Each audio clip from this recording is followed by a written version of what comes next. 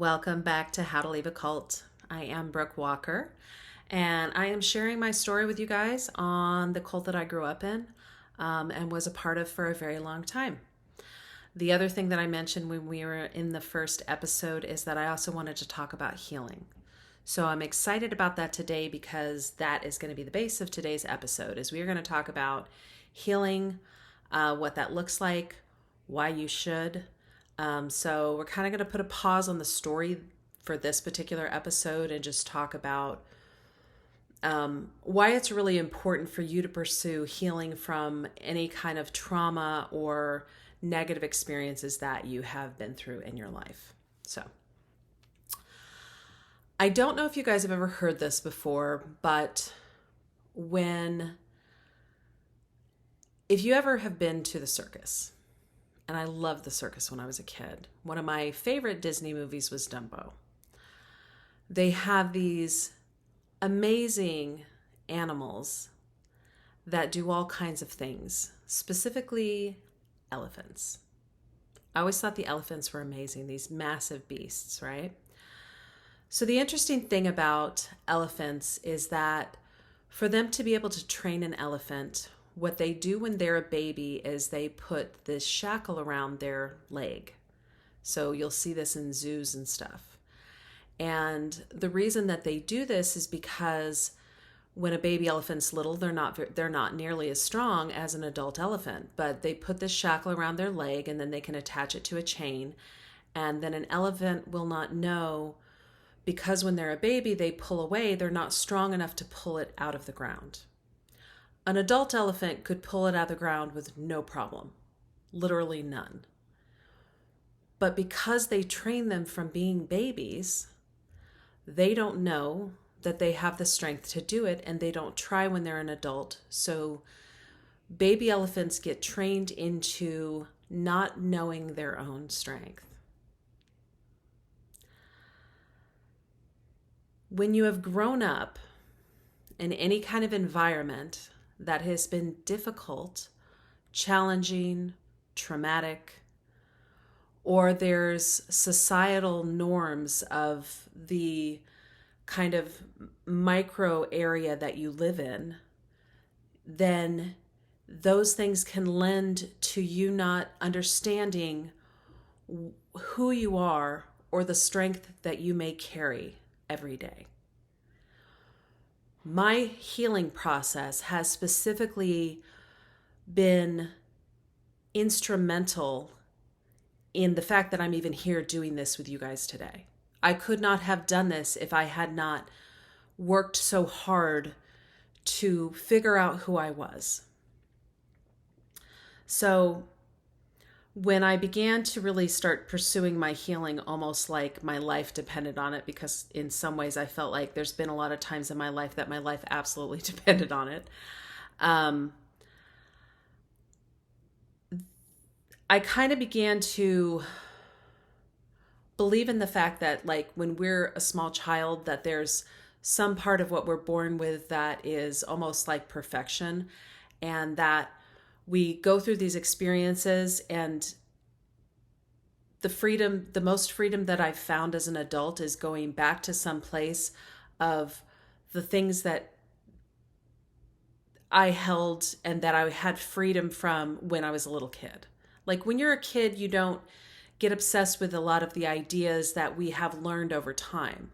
So how could I let go of the things that had been put on me that weren't even my thoughts, beliefs, values? So my healing process has almost been as important as not learning something new, but letting go of things that no longer served me, and understanding that I did not have to be held back by those ideas, those beliefs, those experiences, because they were not mine, and because they were holding me back and they were keeping me tied down, right? Like a baby elephant. So I want you to understand that if you've had some kind of negative experience, or even, a lot of the things you may have learned, like unlearning things can be the very thing that's keeping you from what you want. And when you don't pursue trying to do this, you get stuck in jobs, relationships, experiences, that you are undervalued and that you are underpaid and that you do not put your self-worth out there where you should be receiving things. So I started finding that a lot of my relationships were not bringing me what I needed because I began to create the same relationships. And these could be friendships, these could be romantic, it doesn't matter. Like, you begin to bring people into your life who treat you in a way that you've become comfortable. And being comfortable in something is not something you want to continue to do if being comfortable in that thing means that you're recreating a negative childhood experience that you had. Okay? So for me, a lot of the experiences that I started recreating for myself were very similar to what I had lived through because there was a comfort in it. But unfortunately, that was not a good thing because what was comfortable to me was abuse.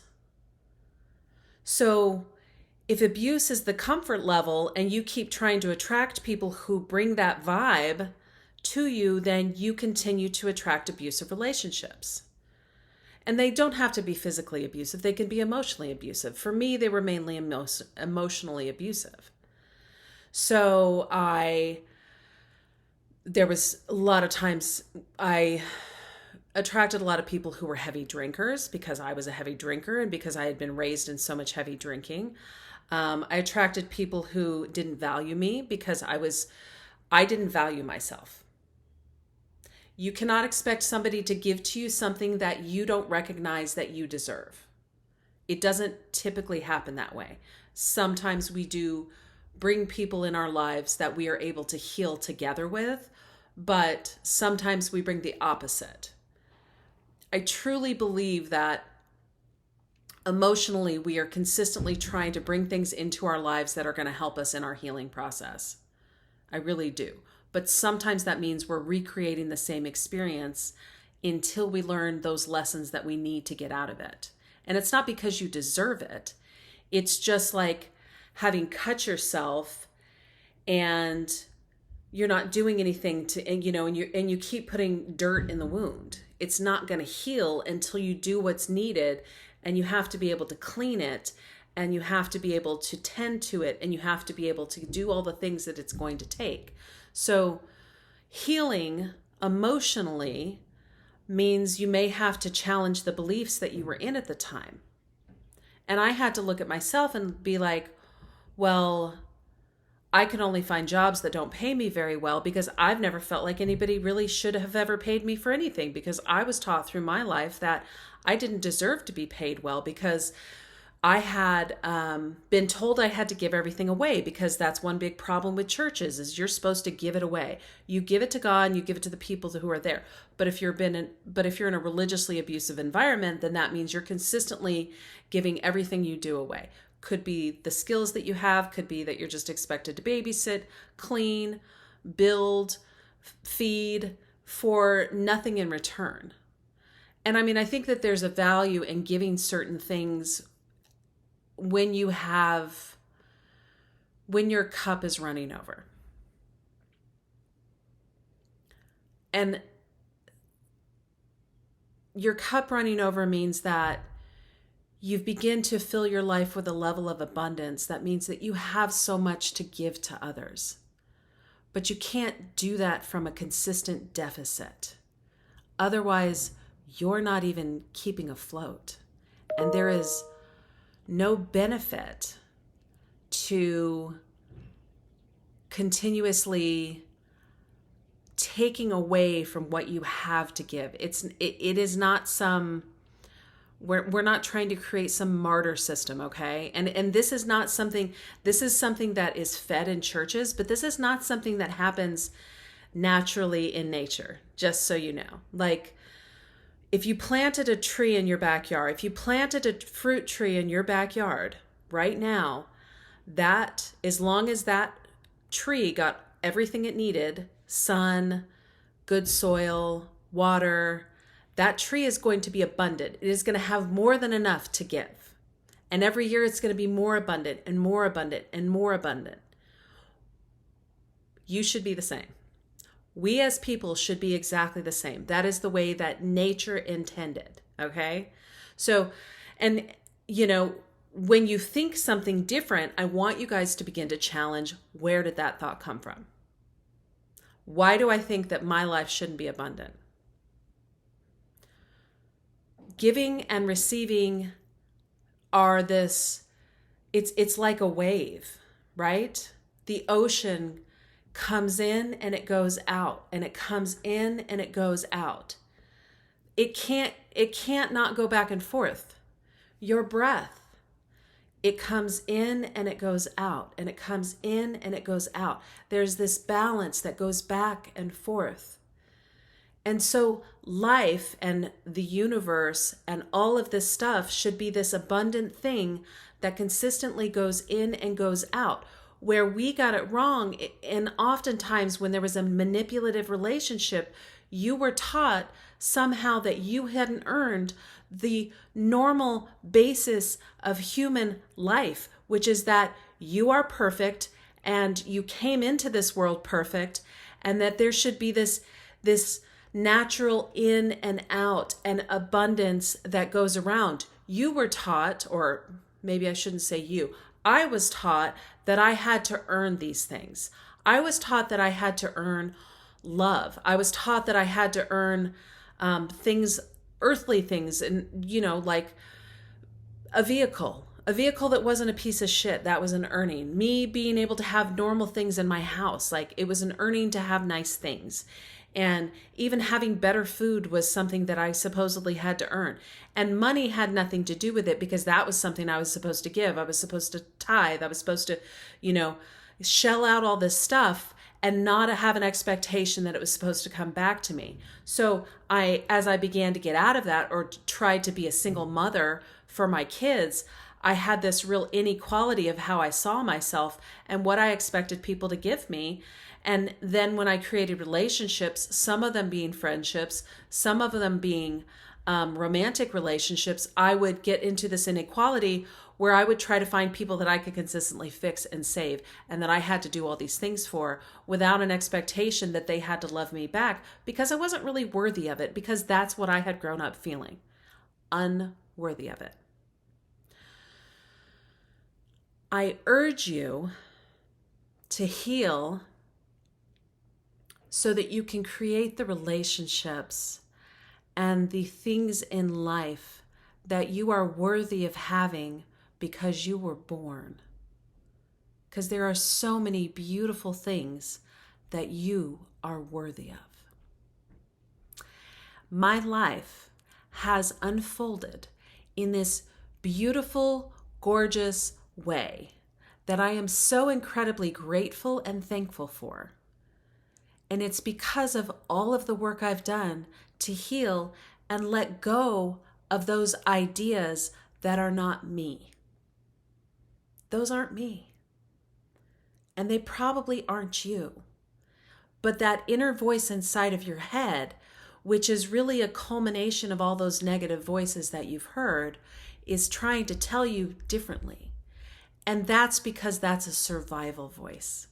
So we have to begin to quiet that survival voice so that you can open up who you really are and let go of those ideas that never were who you are. Okay? So, here's the healing tip of today.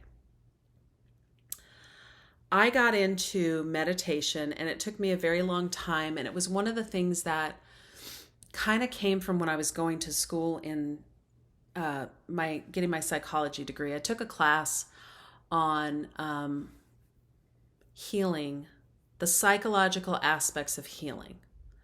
And it was fascinating because it talked about all these different faiths about healing, and it dove into all kinds of things like what happens when we pray and meditate, but the science behind it.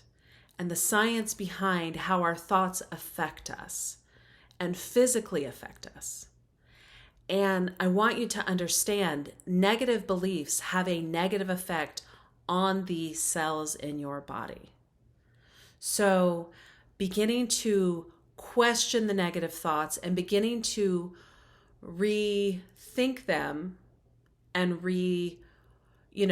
wire them is a huge benefit to your physical health. You will be healthier for it. So how do you do this?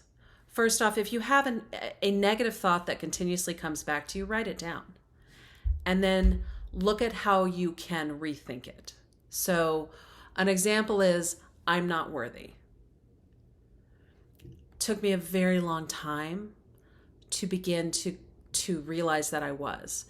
And one thing that I really enjoy doing is creating mantras that are oppositional to a negative thought that I'm having. And you can do this this is something I began to add into my everyday because I needed to start feeding in something that was regular that I would say to myself all the time. And it's hard to go to an opposite. So sometimes telling myself I was really worthy, I didn't always believe it. So I had to tell myself, I believe in my ability to heal. I know that I'm a whole person. I did believe that I was worthy. I just had to think of things where I was worthy. Where are things that I'm worthy? So you have to when you have negative things, begin to go, okay, where is this coming from? Is this me? Or did this come from something else? Did this come from something I went through? And you can ask this question before you go to bed at night, and oftentimes you'll wake up with an answer to these things. So start by really going into where did this come from and how can I rethink this? And then as a mantra, when you're going throughout your day, write this mantra down, whatever mantra you want, and repeat it to yourself. So something really simple. I am strength. When I felt like I was just weak, I would go, I am strength. I would look in the mirror and I would say, I am strength. If I felt like I didn't know how I was going to get through something, I am strength. And I would do it throughout my day. When I have moments of feeling down about myself, one thing that I still say to myself is, I love myself. I love myself. I am love. It's hard to begin to put yourself in bad situations when you consistently tell yourself these things. I am love. I am strength. Do it while you're cooking dinner at night. Do it while you're driving. Do it while you're, doing things with your children. Do it while you're hanging out with people. Repeat these things in your head. You can actually do this and pray about it too. I mean, you can get a rosary and repeat this and just do that. It could be part of a meditation.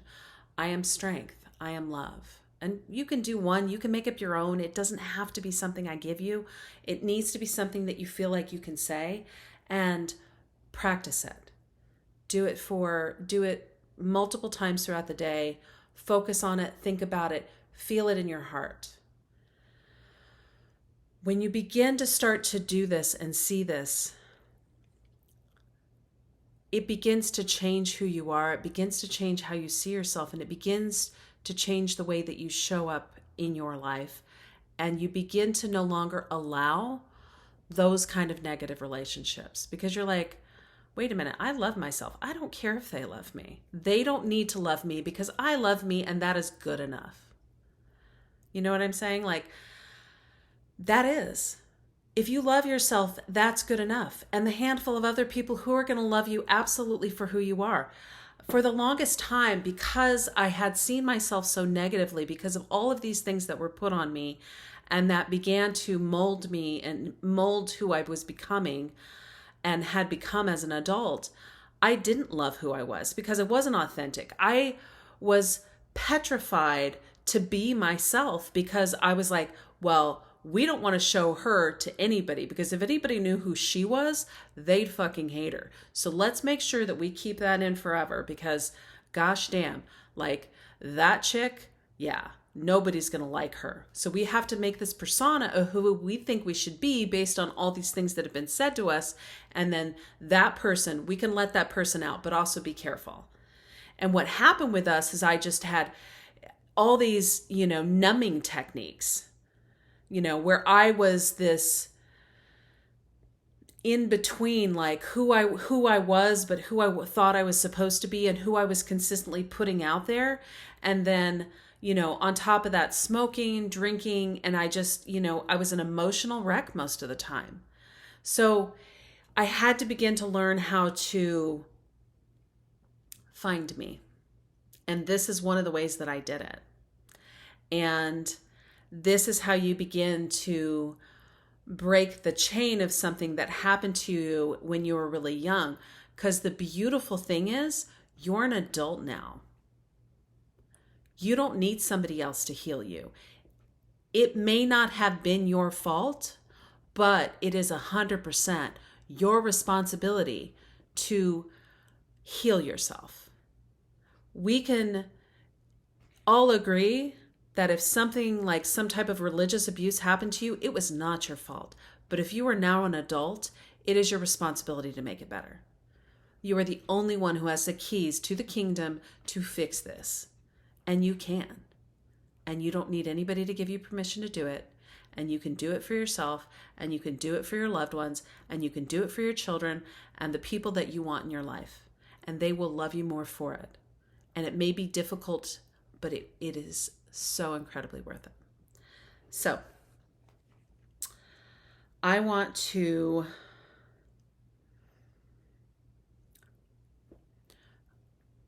talked a little bit about doing mirror work, and I want to share something that I began to read to myself every day.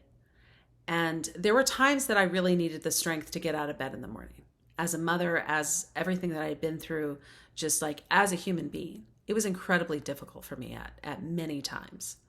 And I'm not ashamed to share that, because I think that I want you guys to understand the vulnerability that I put out there, because I want you guys to understand that me telling you I did this gives you permission to do it too. I hope that this podcast gives you permission and the belief that somebody has been through something incredibly difficult, abusive, and horrible. And if I can do it, you can do it. Okay? That's why I'm here. Because I want you to know you can do it. And I want you to see, here's some things I did so that you can take those and you can use those as well and make them yours, or use exactly what I did. But I would look in the mirror every day and I would read this poem, and I'm going to read this poem here, and you can go look it up. The woman is Jane Robinson, and the poem is I Am a Woman of Distinction. And there's so many things that resonated within me about this poem. And this was the woman that I wanted to be. Like, I didn't feel all these things, but I was like, okay, if I read this to myself every day, I can begin to see myself in this vision. And this poem may do nothing for you. Go find one that does something for you. Okay? So, here we go. I am a woman of distinction. Recklessly beautiful and untamed, my heart is splayed wide open, for I not only trust the process, but I trust the force in which each of my feet hits the ground, and my ability to maneuver through the joys and grief I face each day. I walk tall, taller than an old cypress tree, because I am at home in my skin. My self-worth lives in each nook and cranny of my spine. It is not attached to exterior what-have-yous like money, a piece of paper, a house, a car, this world approval, a ring, or success. My success is in my presence. I am present in the humans I stumble upon like heartbeats at first light and in the night. I salsa dance bare-bummed with bronze skin and white cheeks. Let the music sway and bend and dip my spirit with the grace of a dozen fireflies, drunk on the moon's wine. I am dripping in salt, brown from the sunshine, and barefoot in my beauty. I am not afraid to tell you I am beautiful, because I have done the work to be at home in my soul's skin. I do not shrink to accommodate the insecurities of those around me but stand tall to remind them gently why crouch. My body may be a meat bag, a vessel for the magnificence I hold inside, but I cherish each scar on my chin, each freckle, each voluptuous sun-bleached curl, each inch of my breast. I walk with my head held high when I walk into a room because I know there is space for me in this world, however I may come. I show this world my tears, my laughter, unashamed. I know better than to try and fix or heal the suffering of this world. I know that by healing my suffering, I heal this world. I am a woman of distinction, and I am not afraid to love you before you are ready. I am not afraid to move faster or slower than the expectations we lay on vulnerability and opening. I open at my will. I open at the first drop of a breeze, at a smile from a man sitting with a green top hat that I pass in a taxicab. I open fearlessly and sweetly and ferociously with all the might that I can, for what good is living and if we are not loving? I am here to love, and love I will. I am a woman of distinction, and I am not a victim of circumstance. I feel when things are out of alignment, and I move from them with as much grace as I enter. I show up for this world. I set boundaries with ease that honor me. I understand that no is self-love, and everything after no is unworthiness. I am worthy, darling. Oh, so deliciously worthy. I am authentic as hell and can taste bullshit from a mile away. I spit out societal Kool-Aid laughing and write my own Bible. I ground through movement, through dance, through the sea. I drink the ocean for breakfast and kiss the red dirt for my dessert. I do not keep my freedom in a cage that requires 6 whiskeys to be let loose. I dance and shimmy and shake and love through my life. I am a woman of distinction. You will feel me when I walk into the room.